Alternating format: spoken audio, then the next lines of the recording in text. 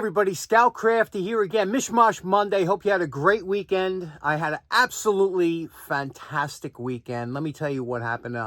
Last Thursday was the Long Island Antique Tool Meet that we have out to Long Island. I know a lot of you like to see what's going on there, and it was just fantastic. The greatest bunch of people you ever meet. Just such nice people out there and such good times, laughing all the time. I brought you along. I shot a little video of it because you won't see it really anywhere else. And there was just some absolutely phenomenal deals. And I picked up a bunch of stuff, bunch of projects, some stuff for giveaways, but also just a lot of show and tell, good stuff. Let's get started. Come with me, sit back, relax, and check out what we were doing at the show. Now, to start off the evening, our mentor, Dan Semmel, he always comes with something to educate, and sure enough, he brought this beautiful milling bit. Now, take a look at this bit. You've probably never seen one before. I know I haven't, not in person. This is what they call a PCD, or polycrystalline diamond bit. And do you remember the old bits, the old carbide bits? They were just carbide brazed onto a shaft, and then they had inserts and things like that. Well, this is the new generation. Polycrystalline diamond are extremely hard, good against high temperatures, and very, very expensive. So, Dan, thanks for bringing that down. Next up, Mike the Fireman. He always has some great stuff. Look at this. He found this chest. It was from a wheelwright. And, that's like Dave Engel's coach shop. You know, they make wagon wheels and stuff. He found this toolbox. But look at this beautiful brace. This is an older brace. We've never seen anything like it. Solid steel. Isn't that just beautiful?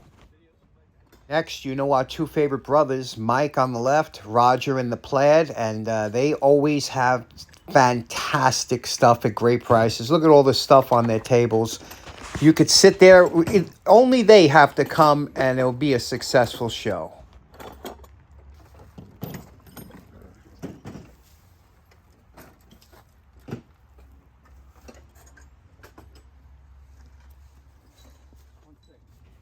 Next up, this is our buddy Bruce Grotten. Bruce always has interesting and great stuff at great prices. And Bruce also, if you know anybody needs any Studebaker parts, he has a bunch of old cars that he has parts for.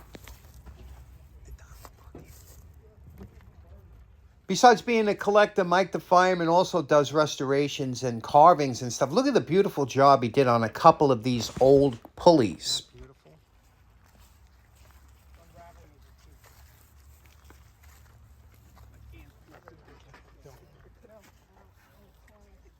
That's up there, huh? That's the biggest wooden screwdriver I've ever seen. Tony's always got the nice stuff.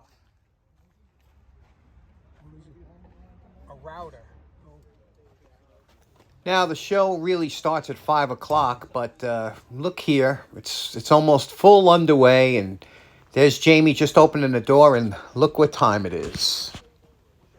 Now, this is Chris on the left, and Chris has the most fantastic stuff. Look at this. He just dumps a ton of tools on the table, $1 each. Puts a little can there. You're on your honor system. So you can go there with $5 and pick up just absolutely beautiful stuff. Look at everything on this table. Everything you see is $1. And of course, if they're drill bits or something like that, he'll give you a bunch for $1. It's a good idea. Let's auction everything off. Hey, I want to get rid of it. No, I choose my limit.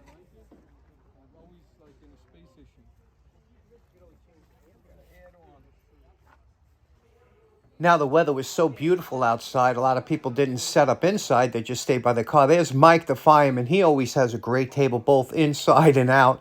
He always comes across these unusual, like there's an old radio box from the early part of the century, but he always has great stuff on his table. You can't pass by without picking something up. I bought a couple things from the table. Look at these beautiful extension cords. This is a gentleman just started coming to the show. Usually about $20 each, and I guess they're about 50 feet or something. How nice are those, huh? I mean, if you need an extension cord, that's the way to go. And, of course, he had some great stuff. I was thinking about my buddy Ben on the other side of the pond because he had a beautiful beryllium wrench here, but that's big money. It was like $190, but this thing was perfect shape.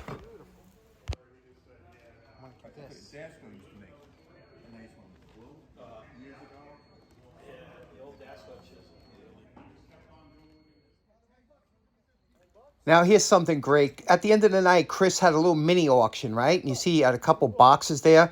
And Mike bid on the box, but everybody loves Mike. Nobody bid against him, so we got a beautiful machinist box for $10. And then there was this wonderful box. You see that box right there? That is an old tool box, a tool chest, and those things can go for big money. But again, everybody's nice over there, and it wound up going for, I believe, $60 for that beautiful toolbox. 55 and 60. Anybody 60? I've got 55. Anybody wants me 60? I've got 60. Anybody 65? Can I keep it at your house? No. Now, like I said, I had a lot of people give stuff to me for the show because they want to share it with you out there. So I always appreciate that, and I know you do too. But we have I'm going to split it up. We're going to have to do this over a couple days. I can't fit it all in one day, so I'm going to split up by person what each person gave to the show. But let's start off with some simple and unusual things here. Okay, first up, our good friend Brian O'Hare. You know, Brian has been giving stuff for the show for years, but I was looking at this. One of the vendors had this, and I was like, you know, and he wanted $10 for it. And I was like, what do you think? And Brian's like, you know, he's like, I don't know, it seems like a lot of money. But then Brian went, and he got it for $5. Brian's really good at negotiating. I am horrible at that. You know, I just pay what they ask. But anyway, you can see here it's a mess, right? And it's so funny because this is in New York City, no parking sign. I could probably use this in front of my house, right? But it's dirty, and I said, man, I think this could come back. Now, the guy wiped it down with some fantastic and stuff, but I don't know. What do you think? Let's see if we can't get this back to something that you could hang on the wall or something, right? Let's try it out. The first thing we're going to do is going to wash it with some kind of soap and water.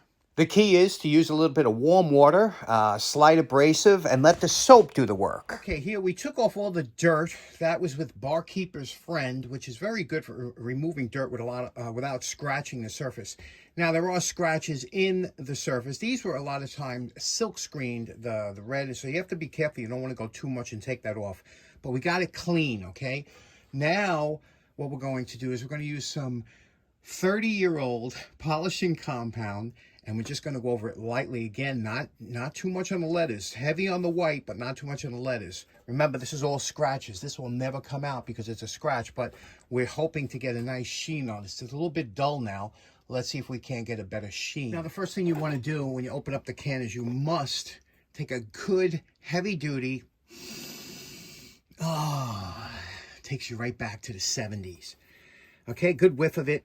Now, you don't need a lot, just a little bit on the rag, and you're going to go into kind of a circular motion here, like this here. And what you want to do here is you're just cleaning the paint. That's what the compound does. It cleans the dirt that might be in the paint. And again, you see how we're doing a little bit heavier on the white? But and you see there's a little white paint actually coming up. Then when we go to the red, we'll hit it just lightly like this and keep an eye. But you see that little pink on there? You will get paint coming up because you're going into the paint. So you don't want to go too heavy on the red. You can go a little heavier on the white because there's a little bit more of it, and then go over with the red lightly. Now, it's always important to have your rag damp, okay? You don't want this to be dry because it takes out some of the chemical. Now, we're going to buff it now. It's been on there for a couple seconds. We rubbed it in. Now we're going to take and we're going to buff it here. And you're going to go in small circles. Again, you'll see some of the color coming up. But that's okay because you have to do that if you're going to get any kind of sheen. You see that? That's all coming up from dirt and parts of the paint. And you can see here, we're getting a little bit of a shine. You see the reflection of light? And you're going to do that, and then we'll wax it after this. Now that we've finished polishing it, we're going to take some cleaner wax. Any type will do. This is a Meguiar's. I use this instead of my Kermit, but again, not as good as Mother's, but it's nice. Take some of this. This is a little bit a softer wax than than the mother's carnauba wax, but it's also a cleaner wax. So that means it does have some cleaner. That'll take off any compound that might be left over. You're just going to wipe this on like this, and you'll see I will get some residual color. See that? Just a little bit, but not much. Rub it in here, get all that old polish off, and then when it hazes up, just buff it off with a clean, dry cloth. And we're calling this project done. This is the 3-foot rule. Remember, see if it looks good from 3 feet away, which it does. But these signs were retired. That's why they're scratched up. They take them down and put new ones up. But this one's good for a wall hanger, right? That side is even a little bit better. But, and you can see it's got a nice shine to it. It's all waxed up. Again, good, nice to put up hanging sign. Brian, thank you so much. How cool is this, huh? No parking. Okay, next up, this was the most expensive thing I picked up at the shop. I paid $30 for this, and I know it seems like a lot, but I've always wanted one of these, and some of you will know what it is right away. What this is, you remember the old boxing? When you used to have boxing, they would have a ringside bell. Well, that's what this was. There was a pull chain attached to this, and what you would do is you would pull the chain like this. Let me see if I can. And that's what, you know, the sounding of the beginning or end of a round. The vendor, good guy, he said he had one of these and he would bring it. So I was like, oh, great. So he did bring it. And, of course, I bought it. But the funny thing is I didn't think it was this nice, and I'll show you why. Magnet. This is a brass bell. So this is going to be some cleanup, huh? I'll have to devote a whole episode to this, but that's pretty cool, isn't it?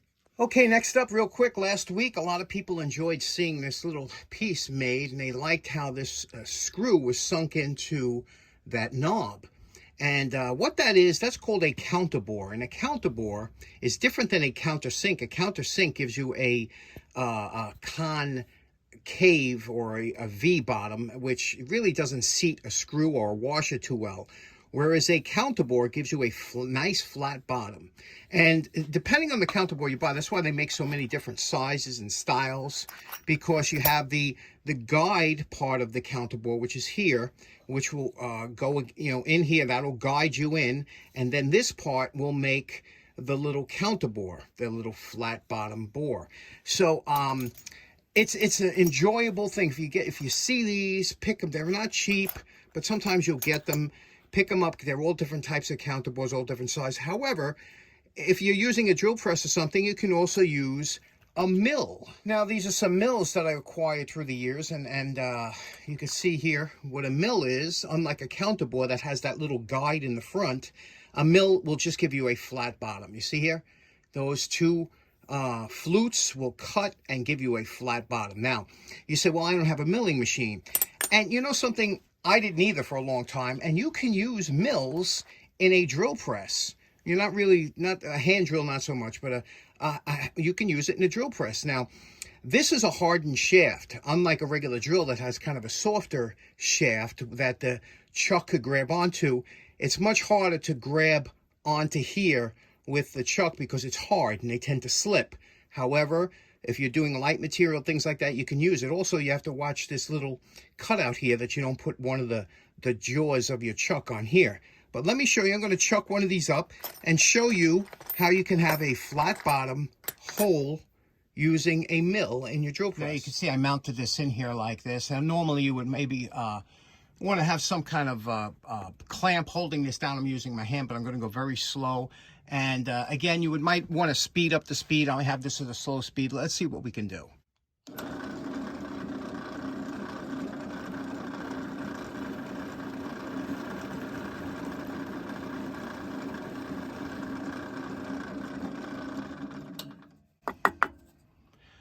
There you go. A nice flat bottom hole. Now, let's say you wanted to drill a hole to put a bolt in there or a washer or something. How do you get centered in there? That's where you use your transfer punch set. Now, a transfer punch set is nothing more than a set of different size punches that go up in size. You can get them in different sizes. This one here goes from 3/32 of an inch all the way up to a 1/2 inch. And here's a hole that we drilled. You can see with the mill. You see it's a flat bottom hole. Now let's say we want to center and put something in there. You find the appropriate transfer punch, and you can see here the transfer punch has a little point in the center.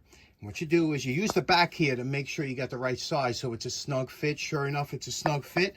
You take this in here, you put it into the hole, okay, and then you use, I like to use a brass hammer, and that'll put a dimple right in the middle of that hole, perfectly in the center. Now you could drill that out, and you don't need a count. It's a poor man's Counterbore. Okay, next up, we got a couple quick show and tells. First off, shout out to my buddy Kent and his mom. Kent's mom sent down a couple figs. You know figs? I never had a fresh fig. I'm 61 years old. This was the first fresh fig I ever had, and it was out of this world. So special thanks to Kent's mom. But look what Kent thought would be great for the show. You see this? It says Schrader, so you know what this is already. Anything that comes in a leather case is cool to begin with, but look what this is. This is, and you can see here it says Schrader, and you see regular patent, and it says balloon tire gauge, manufactured by Schrader Son Incorporated in Brooklyn, New York, and April 1923 is that?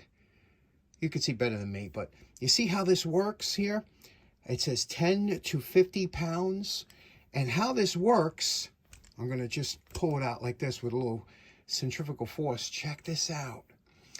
Now you see a bunch of numbers. It gets a little confusing. It's only because as this gets, when you put this onto the valve of your tire, it will push this out, and each one of these lines you line up at the bottom here, and that tells you so that's 28. That would be 28 pounds. If it was up a little bit more, 29, 30, 31. Check this out. It actually works.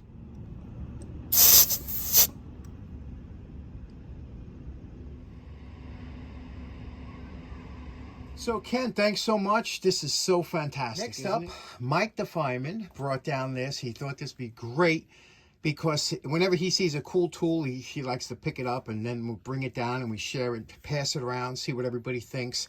This is made by Warner. Now, I asked Mike where he got it. He got it at Lowe's.